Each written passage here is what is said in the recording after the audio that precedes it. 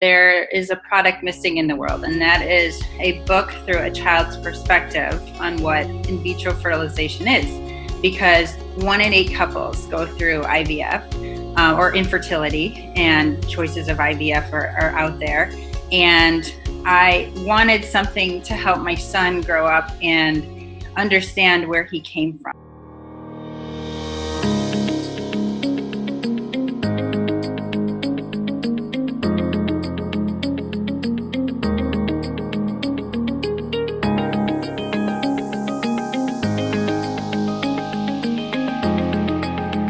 Hi, everyone. Welcome to another episode of Women Worldwide. Thank you so much for showing up.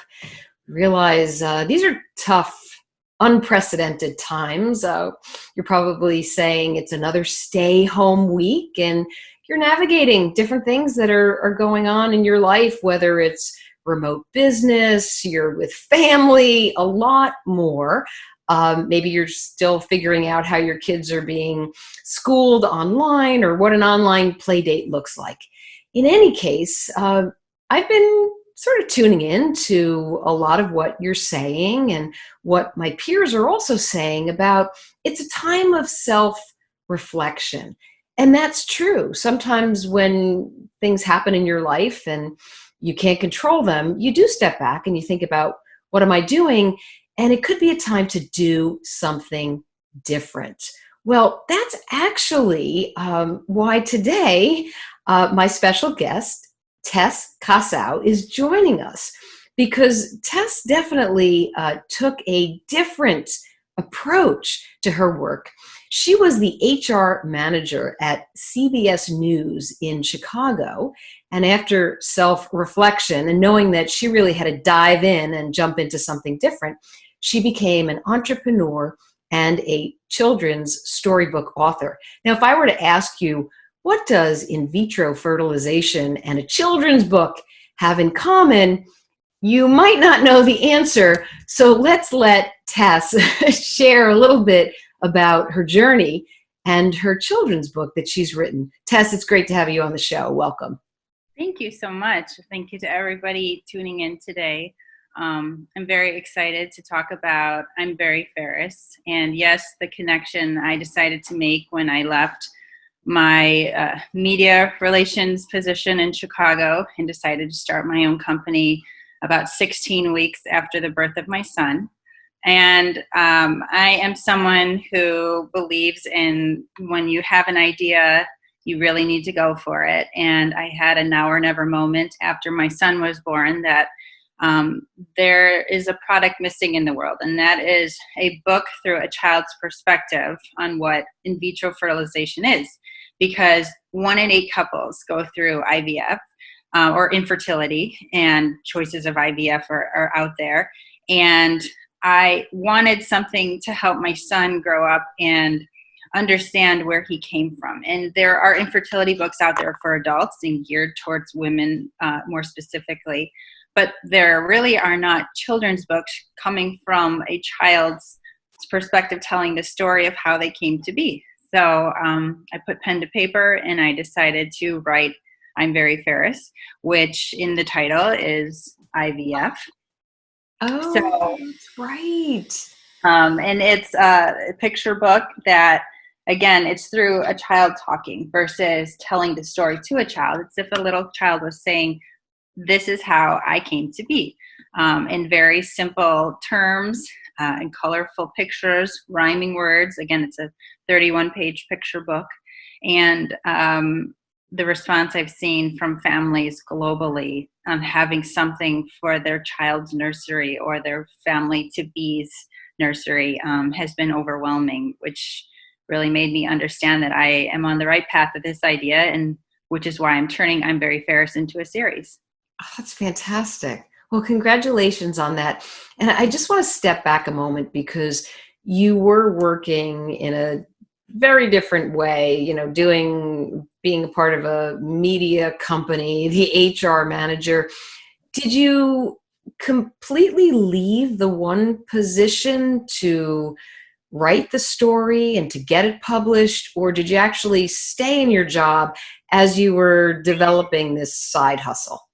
Sure. So I actually completely left it. I knew for my own strengths that if I was going to start a business and I was going to make it successful, which I'm the type of person that if I do anything, I give it 200%, that I needed to completely step away from that and focus on this book and focus on finding my new purpose in life. Because again, it was a now or never moment, and I knew I had to go all in for this. So I left my media relations position and literally with a 16-week-old baby, jumped in, created a home office, created a business, and started publishing I'm Very Ferris and finding a fantastic illustrator for it and focusing on my audience and how I was going to price this book, to sell this book, how I was going to attract families to it, find people. This is all new, Tess. I mean, seriously, you're talking about different skills, different ways of building relationships. Can you speak to that a little bit? Yeah, I have a business background, obviously, and my degrees are in entrepreneurship and management and HR. So I kind of took it all together, and I thought about, I've always wanted to start a company. It was just I never had the right product. I never really had something that I really wanted to go with that the world needed. And really, when this happened, I just started researching. I really hounded in on social media and started learning. This is the cat that you'll see. Yes. Oh, beautiful. Siamese cat, James Bond, which you'll see in the second book. But my point is that I really did my research, found a marketing coach, created a website, and I took that media background that I had as far as connections and watching how the world gets its news and what is attractive, and really put it all into someone, myself in a single position, and how I could take it all and attract people now to a book, and how I could attract them to a children's book, and how I could attract them into a tough topic. And that's really how the I'm Very Ferris kind of continued to play out. Now, so I mentioned at the start of the show, we are in different, unprecedented, challenging times. How has COVID-19 and this stay home change the way we work and not being able to see people? Has this been challenging for you as an entrepreneur and a storybook author? It's been challenging for the opportunity to connect in person with children and families. As an author and an infertility advocate, and someone who obviously believes in books, doing children's story time has suffered because you can't do that one-on-one and have that one-on-one connection, just physically having them around you and drawing attention and looking at children, asking them questions, which was something I really enjoyed doing before COVID-19. But I'm the type of person that when you get a problem or something happens that you weren't expecting, you really need to find a solution. So I've taken this situation of COVID-19 and then the opportunity to really hound in and focus on my business and connecting through social media. Right. Because again, I'm Very Ferris has gone global. So the opportunity to be at home in my office and connect with someone in Greece or connect with someone in Australia and doing that through, electronically and having, whether it's Instagram or Facebook Live or doing podcasts or simply, again, just emails, you find a different sense of connection. And that way you can do it at any time of the day and be there for when a family or a woman who has gone through a miscarriage or is looking to get this book, or maybe I've run into women who are looking to write a book and want to know how I did this. You're able to really give them your full attention because you're at home and you have all the resources around you. And that level of connection now is something that I think, again, this is the time we're in, and it's allowed me to give people the opportunity to do one-on-one like this from the comfort of our own homes. Yeah, I mean, there's something to be said about that. Well, it's good to know that, social media is such an important part. Is there, it's almost, a lot of people have a love-hate relationship with social media because there is so much good that comes from it. But then, with anything in technology, you have certain areas that you don't like or want to avoid. What do you, can you share what platforms you think are the most helpful as an entrepreneur and also an author? Speaking for myself, obviously, and what I've seen work, for me, I have found that Instagram is a really great connection, because you're able, again, I'm a picture book author, Right. and a picture says 1,000 words. So the opportunity for me to post something about I'm Very Ferris illustrations wise, or post when someone connects with me, showing me a sonogram with their rainbow baby, or showing me that they just purchased the book and this is their favorite page, or their little child has it reading.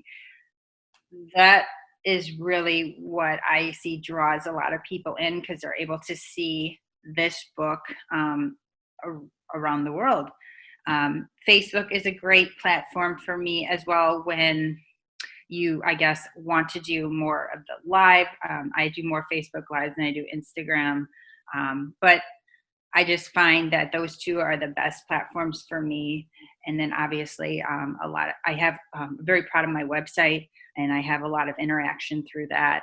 And that's a great way for people to find me and ask questions, send me emails, etc. Awesome. Okay, so Tess, I'm going to ask you to hold your thoughts for just a moment.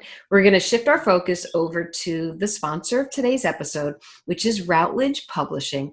Routledge is one of the largest publishers in the world of textbooks and academic journals, and they're also the publisher of my book, Answers for Modern Communicators. And Tess, I've answered over 150 questions in this book, all around reputation, public relations, building relationships, socializing your brand. So I thought it would be fun to have you answer a question. So for this question, I'm gonna switch it up a little bit from what's in the book, but definitely pulls a question. It's, what do you think makes a great relationship? I think what makes a great relationship is transparency. I'm the type of person that tells you exactly what I feel without hurting feelings. And I am very honest with people, and I give you 110% of my attention. And as an author that wrote a children's book on a very tough subject, when people come to you saying, this book changed my life, this book really brought tears to my eyes because I connected with that page, with the woman looking in the mirror with all the medication around her.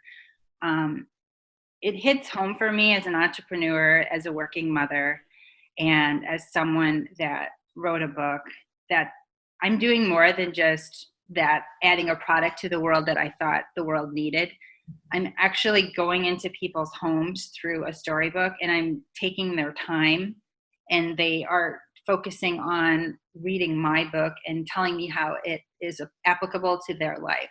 And it becomes, again, where it's like a sisterhood of people that have gone through similar things as this children's picture book.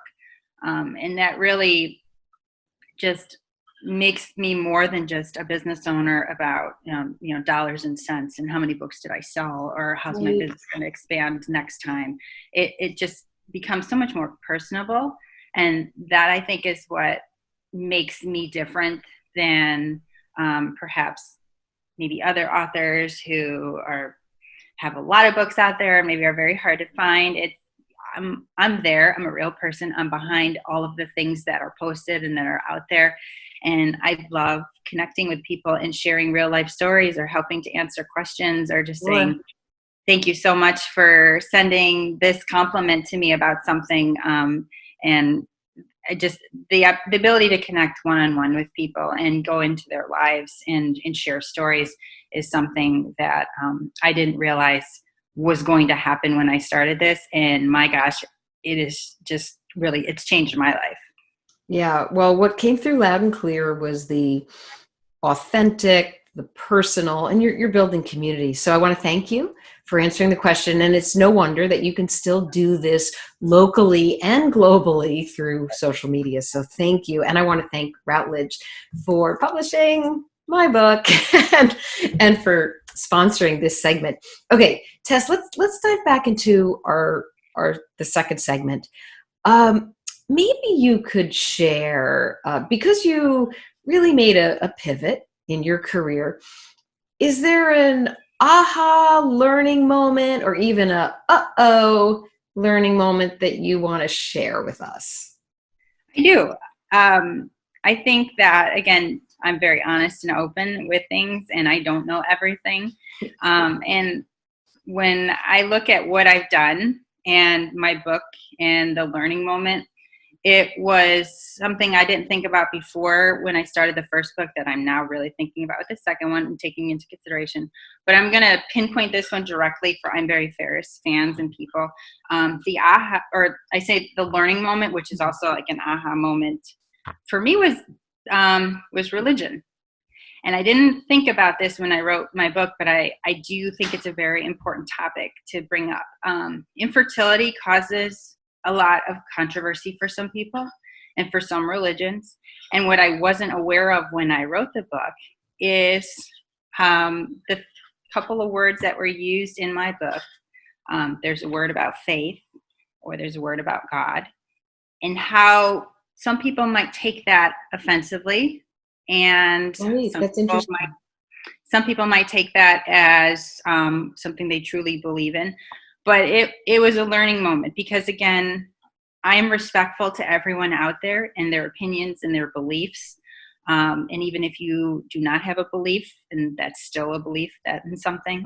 And that was a learning moment for me because we all come from different backgrounds and families are made in different ways. And not everybody may believe in a higher power or a higher source.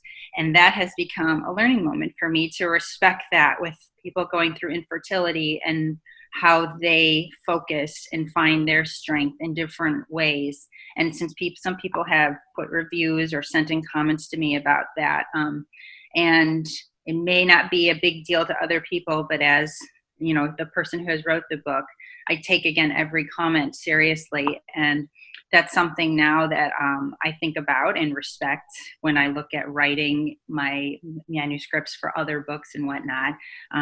Because if someone didn't care so much, they wouldn't have sent in the comment. And I appreciate that. And again, it's something I didn't think about before that I now am aware of and I take into consideration.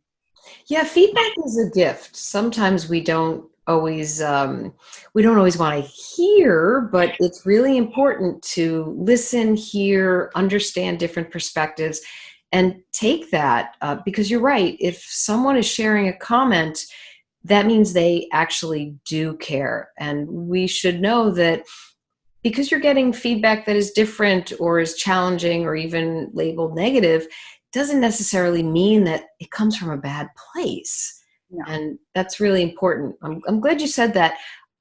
It begs a question, strength in what you're doing, strength in what you know is your journey and your purpose. Did you have that same strength earlier in your life, or do you feel like that this bravery, this strength, this pivot is because of your experience and what you went through?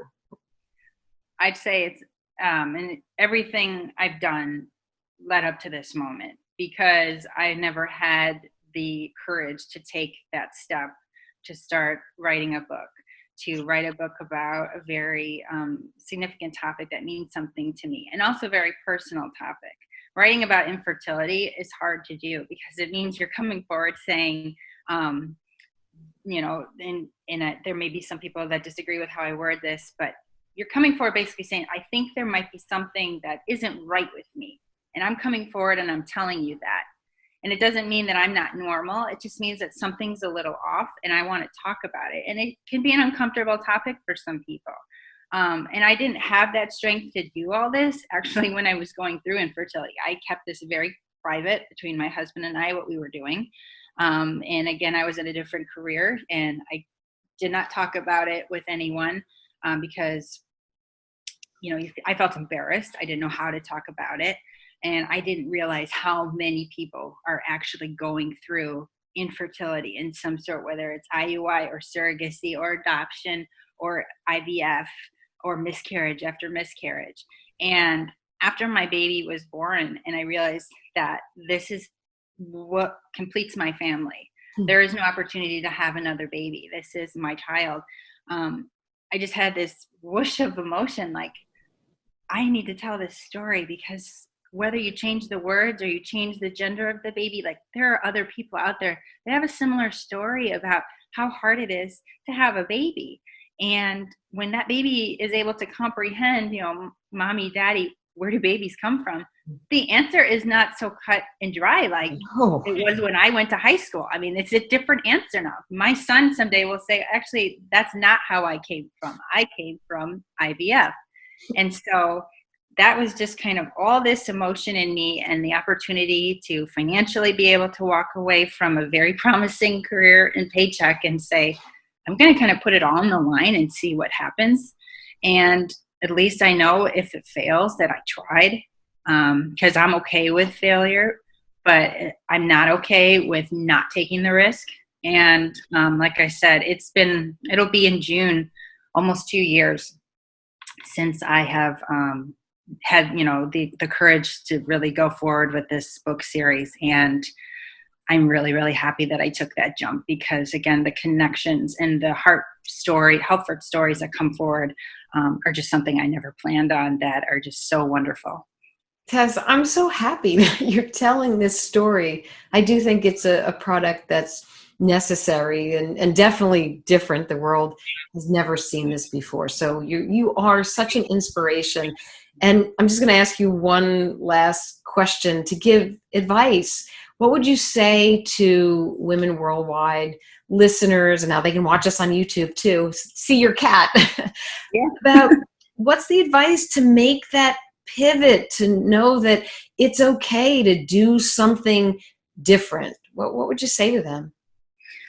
I would say take our current world circumstances and COVID-19, and that you see that something came that you weren't expecting that totally changes the world. It freezes the world in the moment, and everything is different now. And instead of thinking about in a time like right now, oh, I wish I could have, I should have, could have, would have, take the opportunity when this is over, COVID-19 is over, or if this is right now still, take the opportunity to make the jump, believe in yourself, and do something today that you want to do. My husband has referred to me as his real life Steve Jobs, and I have quotes in my office, and my son's actual middle name actually is Jobs. Oh. And I have a quote in my office by Steve Jobs about, if you're not waking up in the morning and you're not doing what you want to do today, then you need to make a change. And I had the opportunity to wake up one day with a lot of people saying, are you crazy? We're walking away from this type of life and success or security to jump into something. I mean, you're a new mom, and you have you have no idea what you're doing, and to block out the noise and say, I am going to do this, and I am going to take that opportunity to show the world there's something more to me that I can bring you, and I'm going to do it my way, and I'm going to see how they respond. And when you give yourself as a woman the confidence that you need, again, to just block out the noise and block out the negativity out there, and really hound in on what's inside that you want to do, and you follow through with it, and you understand that there's going to be bumps and there's going to be negativity even when you're doing it, and not everyone's going to like it. God knows not everybody's going to like your product, and they may not like even you for doing the product. But if you really focus on what you believe is right, it's just the most amazing, gratifying feeling. And, as a new entrepreneur and as someone who has studied this, I get that profitability comes later. And as someone, again, who's worked with numbers and worked with contracts and things, it's hard for me sometimes to sit back and go, I've got a product, and when is it going to, financially be a success? Or when will I feel like I used to feel when I had that decent paycheck and whatnot. But then it becomes like, this is more than just about the money. It's not about the money. It's about the lives that I'm touching. It's about this product, and it's about seeing my son look at the book and put it in his mouth and like go, that's me. Like, he knows that's me, or that's my teddy bear. That's my dog. And it just becomes really gratifying, because money will come, but the opportunity to start has to be now. And if you put it off and you put it off and you put it off, there's never going to be a better time than today to do that step. And I'm so glad that I did. And I constantly encourage women, there's something you want to do, find a way to do it, and don't wait for the perfect moment. There is no perfect moment. Today is your perfect moment. And if you didn't get it today, make sure tomorrow is the perfect moment to get going. And I'm just so happy when I found my today moment that I jumped in, and, you know, I keep going at it and I keep going at it. And if the world tells me someday, enough, we don't want it anymore, then I'll try something different. But I'm not there yet. So I'm going to keep going at it. And I'm going to keep showing women what I believe in, and men what I believe in, and families what I believe in. And we'll see where this takes me. Well, you keep writing. No, should have, could have, would have, right? Now is the perfect moment. That's huge, huge advice. Thank you. Where can people find out more about you and I'm Very Ferris? They can find out about me on my website, which is my name, tesskossow.com. I'm Very Ferris is sold there. It's also sold at barnesandnoble.com and amazon.com. It's available in paperback and hardback. And I am also on Instagram and Facebook. And I'm a real person, like I said. I read comments, I read emails, I read your direct messages, and I respond, because every person that takes the time to talk to me, I appreciate your time, because time truly is the most valuable thing that we have. And I will not waste your time if you take a moment to contact me and tell me your thoughts. So you are real. Thank you. Thank you so much for coming on the show, for sharing your journey, for all of your advice. Really great, Tess. Keep doing what you're doing. You're an inspiration to others. And I want to thank all of you for tuning in. As always, you make this show, you're sharing, you're letting us know. A lot of you are DMing me on Twitter at Deep Breckenridge. That's great, because we want to hear how you're feeling and bring those guests who can really help. Guests like Tess did today. So everybody, be well, stay healthy, please, and we'll see you again soon. Take care. Thank you.